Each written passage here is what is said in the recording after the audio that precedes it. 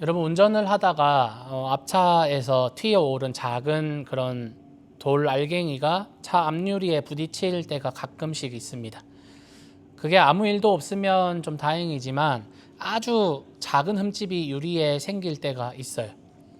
그러니까 아무것도 아닌 그 흠집이 조금씩 벌어지면서 그 흠집을 방치해 놓았을 때 앞유리 전체를 교체를 해야 되는 일이 생길 수도 있는 것이죠. 작은 흠집이 점점점 확장이 되고 그 흠집이 유리 틈 사이를 계속해서 벌리게 만드는 것입니다. 저는 귤을 좀 좋아해요. 귤을 좋아하는데 그래서 가끔 이제 지금 귤철이 아닌데 귤철일 때는 한 상자를 통째로 구입할 때가 있습니다. 그런데 가끔씩 귤 보관을 잘못하면 제일 아래쪽에 있는 귤이 물러지고 색깔이 변하면서 썩게 되잖아요. 근데 그걸 빨리 발견하지 않고 그 귤을 그 하나 썩은 그 한 알을 빨리 빼놓지 않으면 그 썩은 귤 하나에서 나온 그런 유해한 가스가 박스 전체의 귤을 다 물러지게 만들고 썩게 만들어 버리더라고요. 이렇듯 여러분 아주 작은 흠집이나 아주 작은 것 하나가 전체를 병들게 만들고 전체를 죄로 물들게 만드는 주범이 될 수 있어요. 개개인은 아주 작고 연약할 수도 있지만 개인이 모여서 만든 공동체는 힘을 가지고 있어요.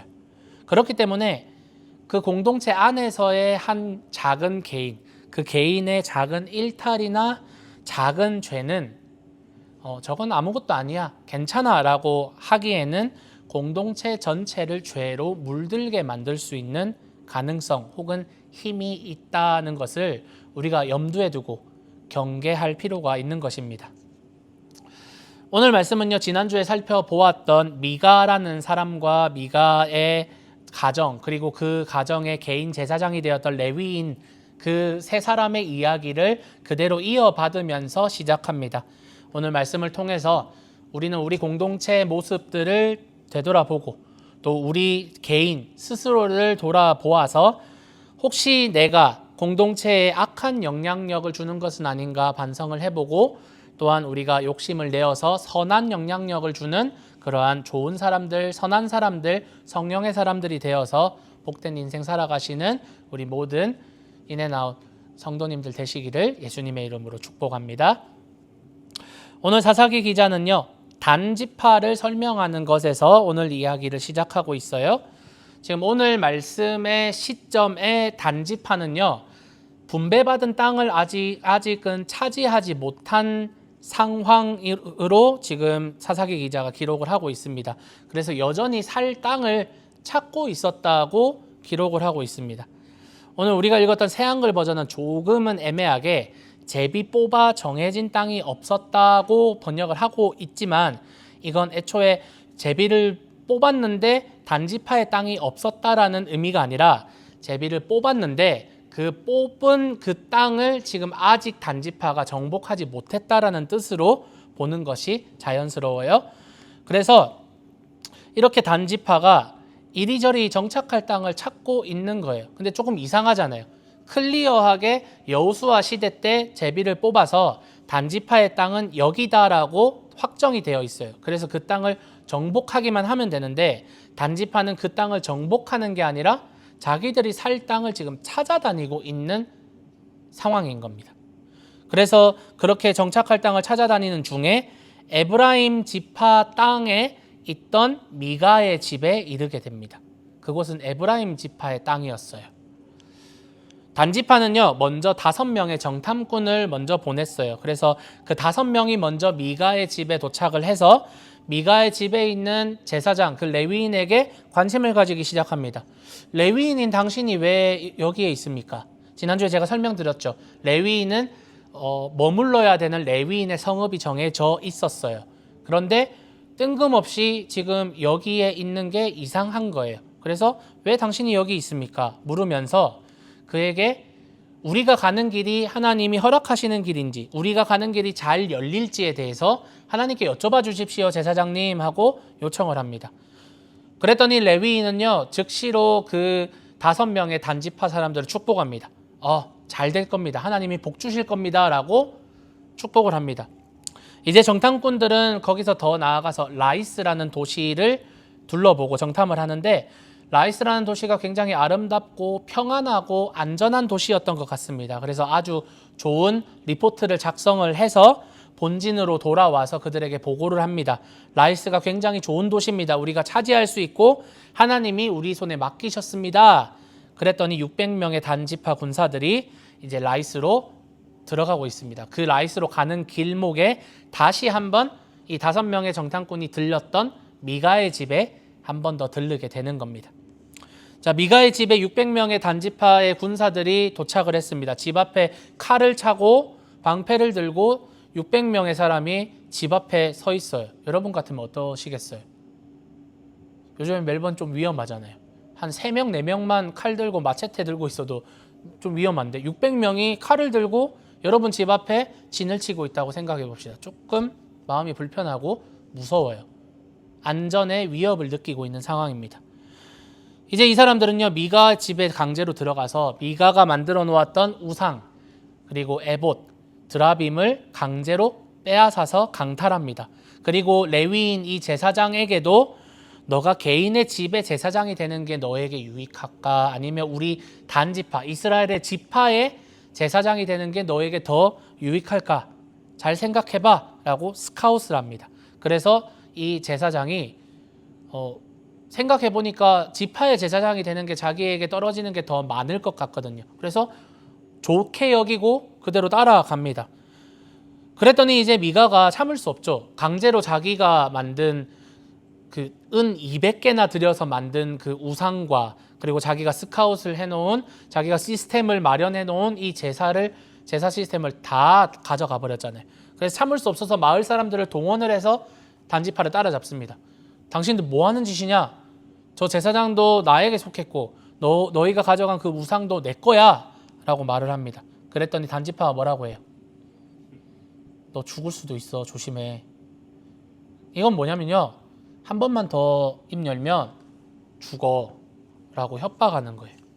그래서 그 협박에 못 이겨서 미가는 돌아갑니다. 그들은 결국 그 길로 라이스로 계속해서 진격을 했고요.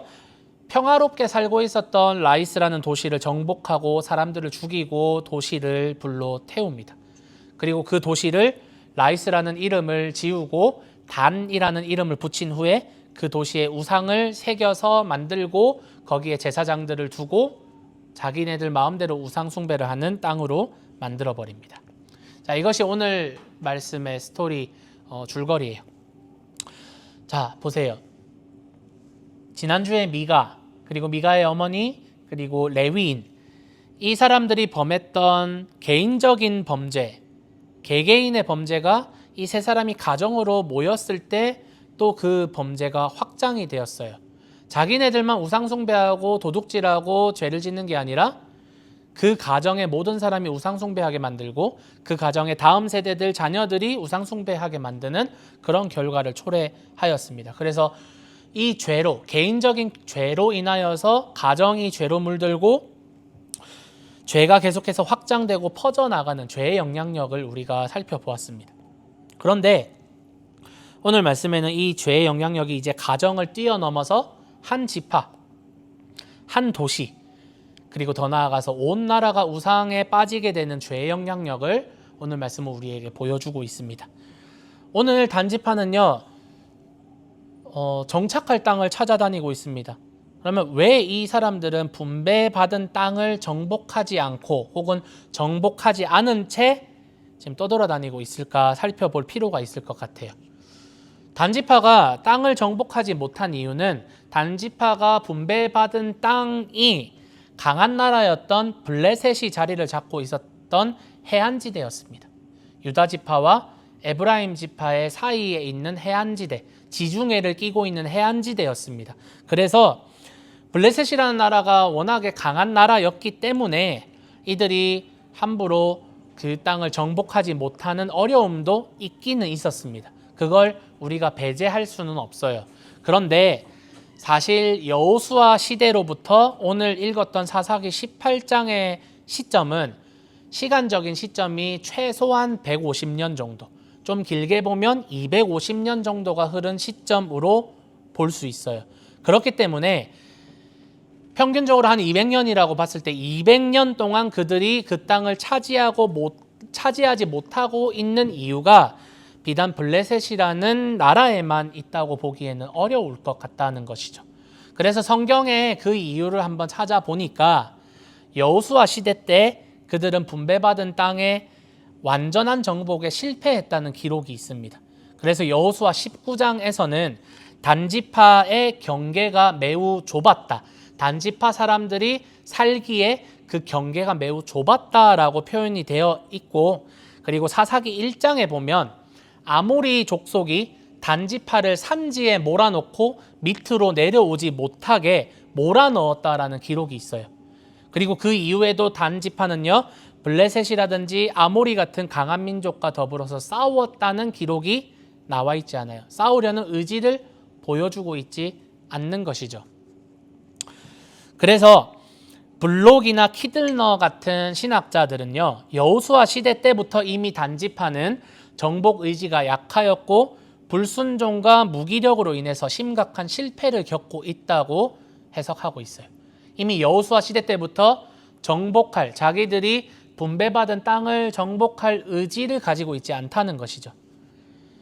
그런 상황에서 오늘 시점에 600명이나 되는 단지파 사람들이 그나마 정복해서 경계가 매우 좁았다라고 기록한 그나마 정복했던 그 땅마저도 버리고 북쪽으로 지금 올라오고 있어요. 자기네들이 분배받은 그 영역에서 벗어나서 북쪽으로 올라와 에브라임 산지, 미가의 집에 도착을 하고 있는 상황이라는 것이죠. 그들이 정복한 라이스 또한 당연히 분배받은 땅에 속한 영역이 아니었습니다. 즉 단지파는요, 하나님께서 분배해 주신 땅을 소중하게 여기지 않았습니다. 하나님께서 분배해 주신 그 땅을 순종으로 정복하지 않았어요. 블레셋이라는, 아몰이라는 강대국의 어려운 그 현실의 문제 앞에서 신앙을 타협하고 문제 앞에 무릎을 꿇으며 자신의 뜻과 계획에 따라서 그러면 내가 어떤 땅으로 가야 할지 이리저리 살피고 있는 상황이었다라는 것이죠. 그래서 하나님의 말씀이나 하나님의 명령보다 자기의 뜻과 자기의 상황과 문제가 더욱 크게 여겨졌다는 뜻이 됩니다. 그러면서도 그들은요, 가증하게도 하나님의 뜻을 미가의 제사장에게 물어요. 우리가 가는 이 길이 하나님의 뜻에 맞는 길입니까? 라고 묻고 있습니다. 자신들이 가는 길이 하나님이 명령하신 그 길이 아닌데, 하나님께 순종하는 길이 아닌데 제사장에게 가서 우리가 가는 길이 하나님의 길입니까? 라고 묻는 가증함을 가지고 있다는 겁니다. 성도에게 이런 심리가 있습니다. 우리 그리스도인에게 이런 심리가 있습니다. 누가 보아도 순종하는 길이 아니고 불순종하는 길이에요. 방법 또한 지난주에 말씀드린 것처럼 예수님의 방법, 하나님의 방법이 아니라 사람의 방법, 세상의 방법을 사용하여서 그렇게 세상과 타협하며 내 믿음을 타협하며 세상을 쫓아가면서도 하나님의 뜻을 구하는 기도를 하는 것을 우리는 종종 목격합니다. 하나님의 방법이 하나님의 길이 아닌데도 하나님 이 길이 맞습니까? 라고 하나님께 물으면 그게 과연 하나님이 그래 너의 길이 좋은 길이야 라고 하나님께서 대답하실까요? 시티로 가려면 M3를 타야 되는데 지금 반대로 밑으로 프랭스톤으로 내려가는 시티로 가는 길이 아니라 링우드, 프랭스톤으로 내려가는 저 반대길로 가면서 시티로 가는 길이 맞습니까? 라고 하는 사람은 미련한 사람인 거죠. 그래서 오늘 6절 말씀에서 미가의 제사장이 이렇게 이야기하는데 6절 말씀에 걱정 말고 가세요. 여러분이 가는 길이 여호와 앞에 있습니다. 라고 그들은 자기가 듣고 싶은 말을 요청한 거예요. 듣고 싶은 말. 걱정 말고 가세요. 여러분이 가는 길이 여호와 앞에 있습니다. 그 말은 여러분이 가는 그 길이 여호와께 가는 길입니다. 라는 뜻이 되죠. 그러면서도 단지파는요, 미가의 집에 모시고 있는 우상에 눈이 갑니다. 와, 이건 뭐지? 이런 듣도 보도 못한 이런 화려한 우상은 뭐지? 눈이 가고 욕심을 냅니다. 그래서 그 우상을 훔쳤고 그 우상을 섬기고 있는 제사장마저도 자신들이 데려갑니다. 블레셋이나 아모리 같은 힘센 민족에게는 아무런 말도 못하는 그런 그 땅을 정복할 생각도 하지 못하고 그 사람들과 싸울 생각도 하지 못하고 있는 이 사람들이 칼과 폭력으로 힘없는 미가와 같은 개인 앞에서는 그를 괴롭히고 압제하는 이러한 강한 자에게는 약하고 약한 자에게는 강한 이런 치사하고 더러운 모습을 보여줍니다. 이것이 사실 이 시대의 그리스도인들의 모습, 이 시대의 교회의 모습이 아닙니까, 여러분? 약자들 앞에서는 너무나 강한 모습을 보입니다. 그러나 강한 사람들, 세상적으로 성공한 사람과 같이 여겨지는 그러한 사람들 앞에서는 비굴하고 약한 모습을 보이는 그러한 이 시대의 교회의 모습, 이 땅의 교회의 모습이 얼마나 많은지요. 하나님보다 돈과 사람을 의지하고 세상의 방법으로 교회를 운영하고 이제는 세상도 하지 않을 것 같은 그런 방법과 일들을 일삼으면서 하나님의 사람들이다, 하나님의 공동체다, 하나님의 영광을 위해서 한다라고 그런 자랑을 하고 있는 것입니다. 교단에서 법으로 금지했음에도 자신의 아들에게 불법적으로 교회를 세습해준 그런 명성교회라든지, 불법으로 지하도로를 점거하고 있는 사랑의 교회라든지, 그 밖에 매스컴에도 발표하지 않는 그런 불륜과 목회자의 그런 그루밍 성범죄, 돈을 횡령하고 배임하는 이러한 거룩하고 구별되어야 하는 교회와 목회자와 성도들이 오히려 세상의 사업체도 하지 않을 것 같은 그러한 짓을 일삼으면서 마디른 소금처럼 사람들에게 마구마구 짓밟히고 개독교다, 너희가 무슨 진리냐, 세상이 오히려 교회를 걱정하고 비난하는 시대가 되어 있는 것이 오늘날의 현실이 아닙니까? 이것은 사실 우리 목회자들의 책임이 큽니다. 그러나 목회자들만의 문제는 아닙니다. 도대체 이 땅 가운데 그리스도인들, 성도들은 무엇을 섬기는 사람들입니까? 하나님입니까? 목사입니까? 하나님의 말씀에 순종합니까? 목사의 말에 순종하는 사람들입니까? 하나님을 섬기는 사람들입니까? 교회를 섬기는 사람들입니까? 참 슬픈 일들이 일어납니다. 중간이 없는 것 같아요. 이런 상황들을 보면 목회자는 성도들로부터 존중을 받지만 겸손함으로 성도들을 사랑으로 섬기고, 예수님이 제자들의 발을 씻긴 것처럼 성도들을 겸손함으로 섬기고, 또 그런 겸손한 모습을 보이는 목회자를 성도들은 무시하거나 깔보지 않고 또 존중하고 상호적으로 배려하며 그렇게 아름다운 공동체를 만드는 그런 중간의 모습은 없고, 어떤 교회는 성도가 목회자를 완전히 무시하고, 어떤 교회는 성도를 목회자가 완전히 다스리고 군림하고 부려먹는 이러한 양극단의 교회들이 얼마나 많은지 모르겠습니다. 참 슬픈 일입니다. 오늘 말씀에서 단지파는요, 하나님께 진정으로 물은 것이 아닙니다. 하나님의 길인지 그들은 궁금하지 않습니다. 형식적인 질문이었을 뿐 자신의 뜻과 욕심과 자기들이 하려고 하는 그 계획을 정당화하려는 모습이었습니다. 이미 내가 하고 있는 계획이 있는데 분명히 성경이 금지하고 있거나 혹은 성경이 말하고 있는, 하나님의 말씀이 말하고 있는 방향과 다른 방향임에도 불구하고 내가 계획하고 있는 이 길에서 내가 기도했더니 마음이 평안해졌습니다. 내가 기도했더니 어떤 사람과 대화를 했더니 하나님이 이걸 하라고 말씀하셨습니다. 죄인데, 하나님의 말씀이 아닌데 그렇게 내 마음에, 내 계획에 하나님의 말씀을 끼워 맞춰서 하나님의 뜻을 듣고 싶어 하는 것이 아니라 내 뜻과 계획에 도장을 찍어줄 하나님의 말씀을 찾아다니는 단지파의 모습, 그리고 우리의 모습이 있다는 겁니다. 단지파는 자신들에게 맞는 땅을 스스로 찾아 나서고 있습니다. 하나님의 말씀이 말하고 있는 땅이 아니라 나에게 맞는 땅을 찾아다니고 있습니다. 결국은 이것은 하나님과의 약속과 언약을 버리겠다는 선언입니다. 그들은 결과적으로 라이스를 정복하는 데 성공하였습니다.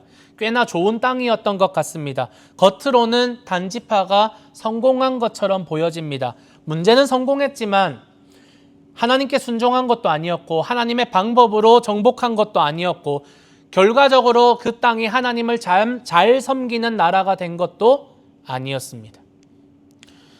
우리 개인 스스로를 돌아보며 우리 교회를 돌아보아야만 합니다. 우리의 인생이 잘 풀려나간다고 하나님이 복 주시고 형통케 하시는구나라고 착각해서는 안 됩니다. 사업이 성공하고 원하는 대학에 들어가고 원하는 비자가 나오고 교회가 성장하고 사람들이 늘어나고 무언가 성공하는 것처럼 우리 개인이, 우리 교회가, 우리 공동체가 그렇게 보여진다고 하더라도 그것이 반드시 복음적인 것은 아니라는 것을 여러분 기억하셔야만 합니다. 하나님의 일은 결과를 기준으로 봐서는 안 됩니다. 어떤 결과가 있었더니, 어떤 열매가 있었더니, 사람들이 많이 모였더니, 라이스를 정복했더니, 아, 이것은 복음의 결과이구나, 하나님의 일을 했던 결과이구나, 그렇게 결과를 우리 신앙의, 우리의 삶의 기준으로 보는 것이 아니라 우리는 순종했느냐, 하나님 안에 거하고 순종하고 있었느냐, 그것이 우리의 삶의, 우리 교회의 기준이 되어야 합니다. 수단과 방법 가리지 않고 믿음을 버리고 결과를 위해서 살아가는 사람들이 있습니다. 그런데 그 사람들이 과연 하나님의 사람입니까? 하나님이 복 주신 것입니까?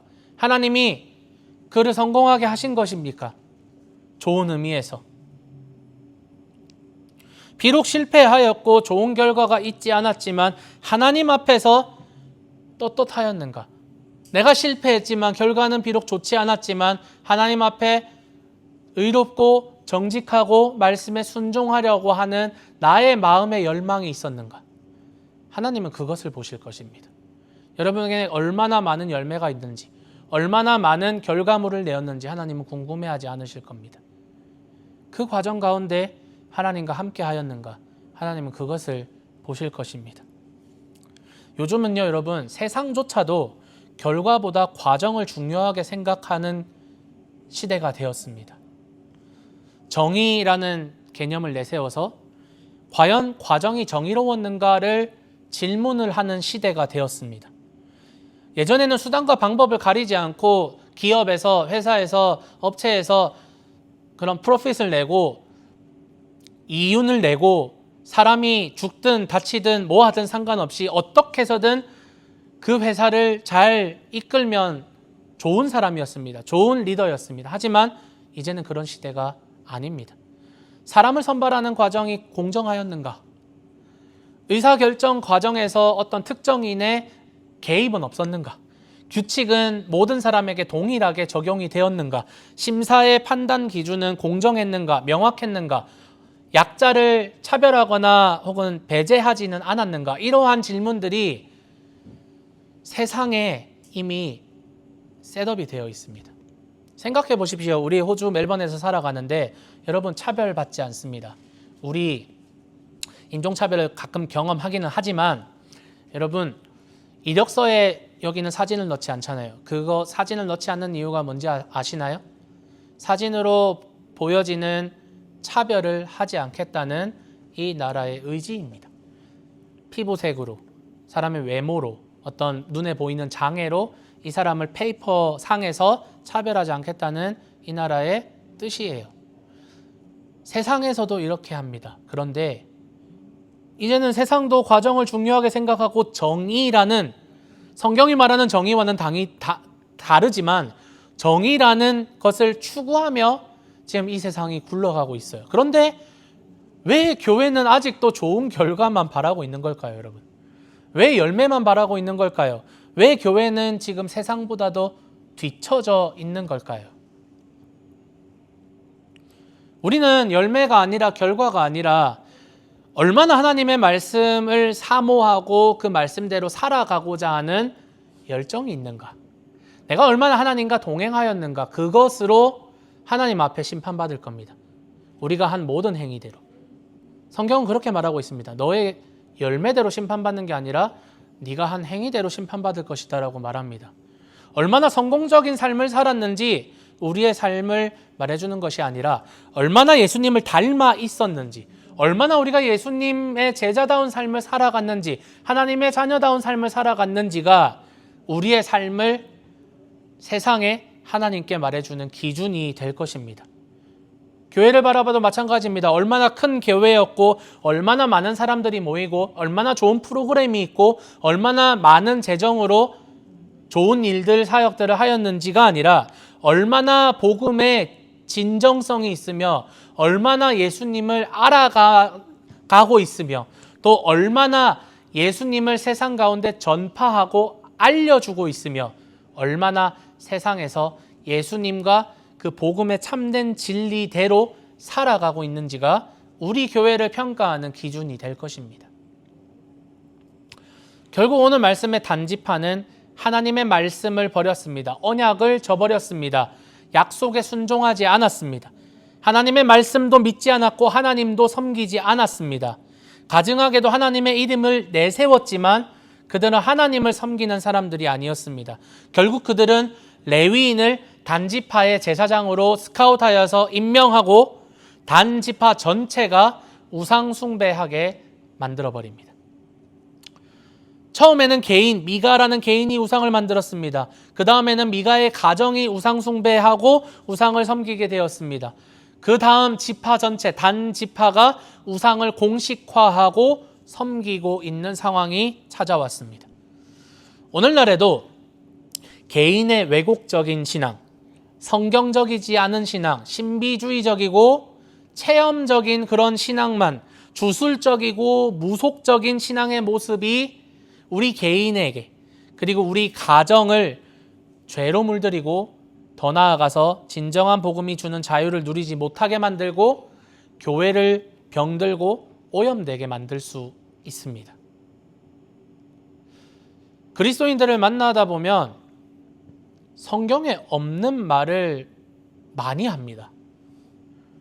그건 어디에 기록이 되어 있죠? 라고 하면 레퍼런스를 찾을 수 없는 말들을 너무나도 많이 합니다. 성경이 가르치지 않는 것들을 권위를 담아서 말을 합니다. 성경 말씀이 신앙생활의 기준이 되는 것이 아니라 하나님의 말씀이 우리의 삶의 기준이 되어야 되는데, 삶의 기준은커녕 우리 신앙생활의 기준도 되지 못하고 사람의 말이나 관습, 오래전부터 쌓아왔던 한국 교회가 가지는 전통, 그런 것들이 기준이 되고 신앙생활의 모습이 되고 시스템이 되어서 교회의 구조를 병들게 만드는 것입니다. 미가라는 사람의 개인의 집에 스카웃을 받은 이 제사장이 얼마나 유능한 사람일까? 단지파는 그렇게 생각했을 겁니다. 그 사람이 얼마나 유능한 사람이길래 개인의 집에 스카웃을 받았을까 생각했을 겁니다. 유능한 레위인, 유능해 보이는 리더를 세우고 뽑고 그 시스템 가운데서 그 리더를 통해서 잘 교회를 운영하고 굴려나가려고 할 때 우리는 반드시 어려움을 겪을 겁니다. 유능한 리더, 유능해 보이는 그런 리더십을 뽑으려고 할 때. 잘못된 목회자들, 사실 목회자들을 인성적으로, 영성적으로, 실력적으로 검증하고 걸러낼 수 있는 시스템이 사실은 너무나도 없습니다. 인성이 뒷받침되지 않고 겸손하지 않는 목회자들이 얼마나 많나요?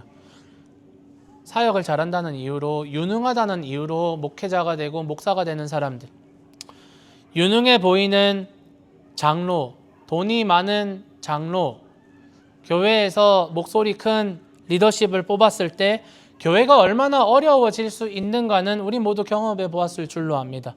유능해 보이는 사람, 성공한 사람, 좋은 직업이 있는 사람, 돈이 많은 사람, 사교성이 좋은 사람, 사람들과 관계가 좋은 사람, 이런 사람들이 리더가 되는 그런 교회가 아니라 하나님 말씀에 귀를 기울일 수 있는 사람, 내 뜻과 하나님의 뜻이, 내 계획과 하나님의 계획이 부딪혔을 때 과감하게 나의 뜻과 나의 생각과 나의 계획을 내려놓고 하나님의 뜻을 따를 수 있는 사람, 예수님을 닮아가려는 사람, 예수님의 말씀에 순종함으로 살아가려고 하는 사람이 교회 리더가 되고 교회를 이끌고 또한 가장 낮은 곳에서 예수님의 모습으로 성도들을 섬기며 교회를 섬기는 그런 교회를 꿈꿉니다.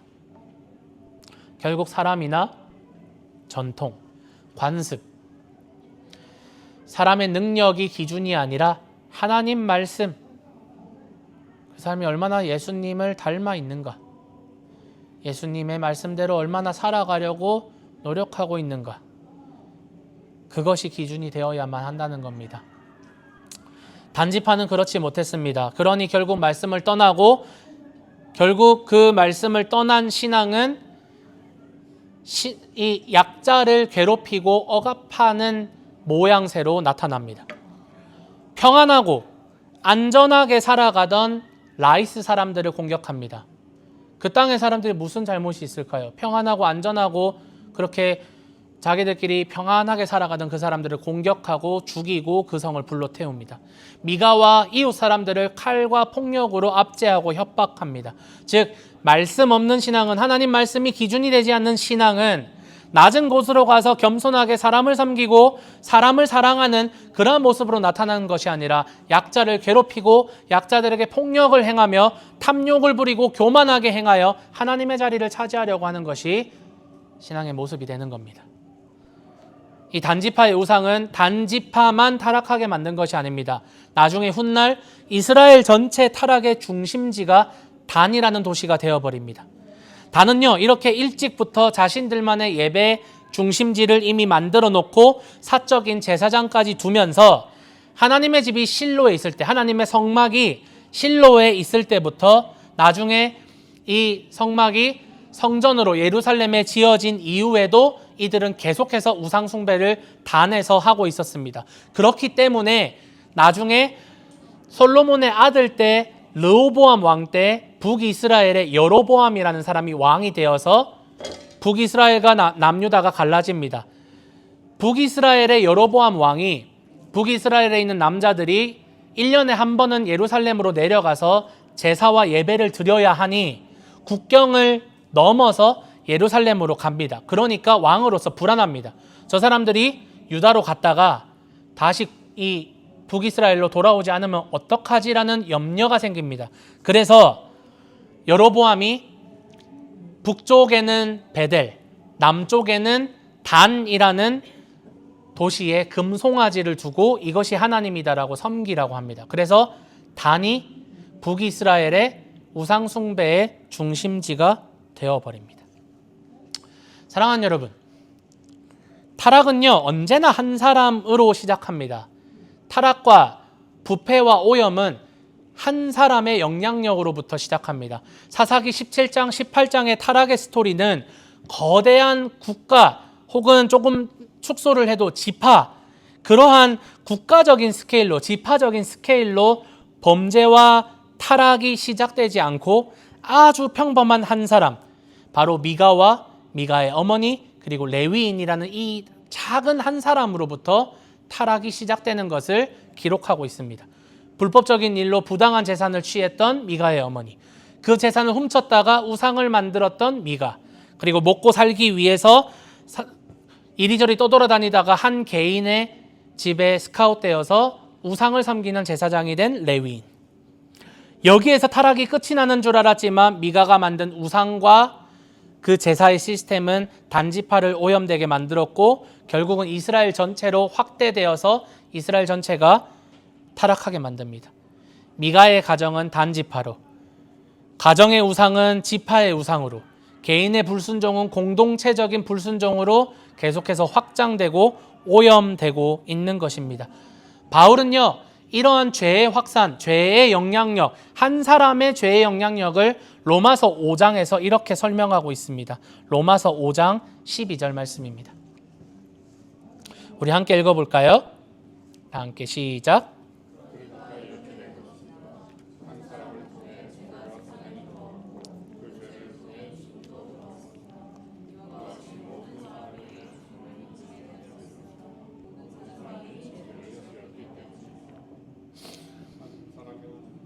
아담 한 사람의 범죄는 아담에게서 끝난 것이 아닙니다. 아담 한 사람을 통하여서 인류 전체에 죄가 들어오게 되었습니다.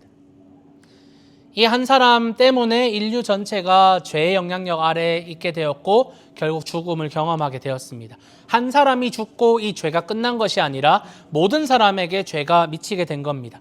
이렇듯 죄는 개인을 넘어서 공동체와 인류 전체를 타락시킬 수 있는 힘이 있습니다. 우리는 이 죄의 굴레에서 자유할 수 없었습니다. 이 죄가 주는 저주인 사망에서 자유할 수 있는 사람은 아무도 없었습니다. 이 절망적인 흐름 속에서 하나님은 한 가지 반전을 우리에게 허락해 주셨는데 그것이 바로 하나님의 은혜, 십자가의 은혜입니다. 로마서 5장 17절에서 19절 말씀 한 목소리로 함께 읽어봅시다. 다 함께 시작.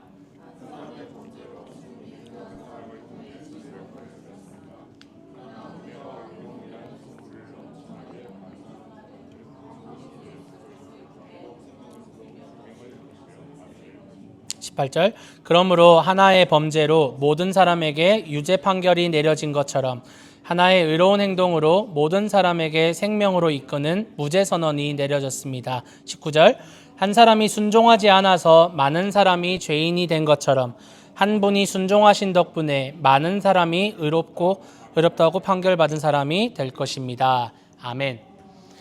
아담 한 사람의 범죄가 인류 전체를 죄의 영향력 아래 두고 죽음 아래에 두었습니다. 그러나 하나님은 우리에게 은혜를 선물해 주셨는데 죄가 한 사람으로 인해서 들어왔다면 생명도 한 분으로 인해서 우리 가운데 들어왔습니다.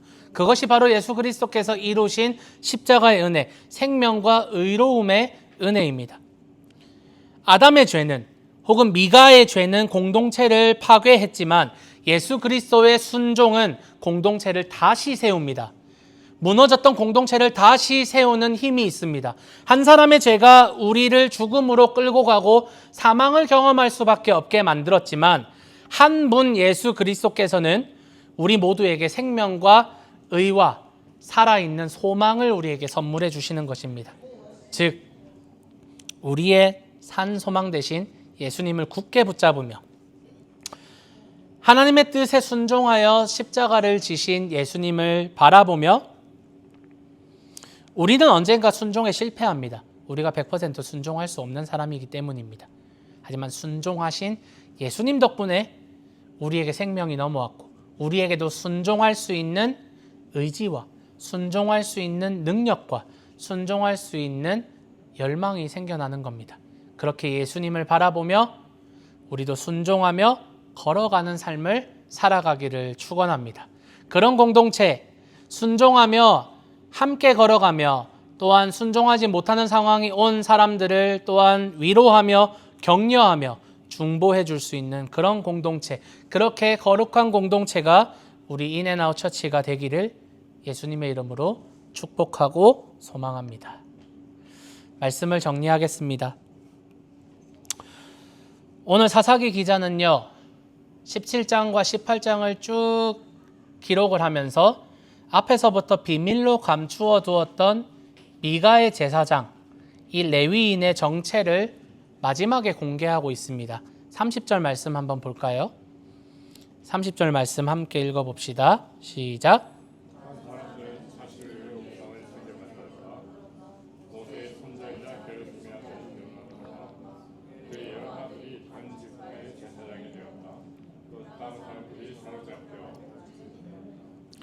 미가의 집에 있다가 단지파의 제사장이 된 이 레위인이 누군가요? 모세의 손자입니다. 모세의 손자입니다. 모세의 3대, 4대, 5대까지 가지도 않고 모세의 손자. 어쩌면 같이 광야 생활을 경험했을 수도 있고 혹은 가나안에서 태어났을 수도 있겠지만 이 사람이 우상 숭배하게 되는 제사장이 된 겁니다. 그 레위인의 이름이 바로 요나단, 모세의 손자라고 사사기 기자는 이 정체를 밝히고 있습니다. 이 구조는요 아주 의도적인 충격 요법입니다. 이 글을 읽는 독자로 하여금 모세의 손자조차도 우상 숭배하게 되는 이러한 일이 이스라엘에 일어났다라는 것이 주는 충격인 겁니다. 이스라엘의 영적인 타락이 얼마나 심각했는지 보여주는 장치인 겁니다. 여러분도 아시잖아요. 모세가 얼마나 위대한 사람이었습니까? 얼마나 겸손하게 하나님의 사람들을 이끌고 그 광야에서 가나안으로 인도한 얼마나 위대한 지도자였습니까? 그리고 모세의 가문은 얼마나 위대한 가문으로 사람들에게 존중을 받고 칭찬을 받았을까요? 그러나 아무리 좋은 모세조차도, 그리고 아무리 좋은 모세의 가문조차도 후손의 신앙을 책임져 줄 수 없다는 것이 오늘 말씀이 주는 교훈인 것 같습니다. 우리는 때때로 착각합니다. 그래도 부모인 내가 교회에서 열심히 섬기는 모습, 사역을 열심히 하는 모습을 보여주면 내 자녀도 자연스럽게 교회의 문화에 자연스럽게 노출이 되어서 하나님을 섬기는 사람이 되어 있겠지라는 그러한 착각을 가지고 있습니다. 그러니 부모들이 자녀에게 내가 얼마나 교회에서 헌신하는지, 내가 얼마나 충성하는지 자녀에게 보여주려고 합니다. 교회에서 얼마나 열심히 하는지만 보여주려고 합니다. 하지만 이런 것은 더 이상 다음 세대에게 중요하지도 않고 영향력도 없는 것 같아요. 내가 교회에서 하는 나의 공로로, 나의 열심으로, 나의 능력으로 자녀들에게 신앙을 알려줄 수도 없고, 그들이 하나님이 누구신지 예수님이 누구신지 알려줄 수도 없으며, 그들로 하여금 하나님을 섬기게 만들 수도 없어요. 나의 신분보다, 나의 공로보다 내가 교회에서 어떠한 일을 하며 어떠한 위치에 있는 사람인지를 알려주는 것이 아니라 말씀을 알려주고 하나님이 어떤 분이신지 예수님이 어떤 분이신지 직접적으로 자녀들에게 교육하고 알려주어야 하는 중요한 시대가 되어 있다는 겁니다. 여러분, 저는 미가를 보면서 다음 세대를 바라봅니다. 그리고 모세의 손자 요나단을 보면서 또한 다음 세대를 생각할 수밖에 없습니다. 가정 가운데 신앙교육이 무너지면 경건하고 유명하고 하나님 앞에 쓰임받았던 좋은 가문도 우상 숭배에 빠질 수밖에 없다는 그러한 경고를 우리가 기억해야만 합니다. 여러분이 신앙이 좋다고 해서 여러분의 자녀가 신앙이 좋을 수 없다는 것을 기억하십시오. 자연스럽게 때가 되면 하나님께 돌아오겠지. 그래서 이 나라가 무너져 내렸습니다. 150년 전 호주, 특별히 우리가 살고 있는 빅토리아 멜번에는 조선 땅으로 선교사를 보내고 조선을 위해서 기도하며 그리스도인들이 눈물로써 우리 조선 사람들을 위해서 중보해주는 그런 나라였습니다. 그런 도시였습니다. 그러나 지금은 어떠합니까? 호주 교회를 가보십시오. 호주 교회에 보면 70년 전, 80년 전 주일학교, 본인들이 주일학교 학생이었을 때 주일학교가 200명이 있었다, 300명이 있었다, 사진을 전시해 놓고 그것을 자랑합니다. 그러나 지금 현재 그 교회에는 다음 세대가 전멸하여 있습니다. 이 땅은 더 이상 하나님을 섬기는 나라가 되지 않고 오히려 하나님을 대적하고 복음을 전하는 복음 전도자들을 핍박하고 교회를 핍박하는 그러한 땅이 되어가고 있습니다. 여러분, 왜 그랬을까요?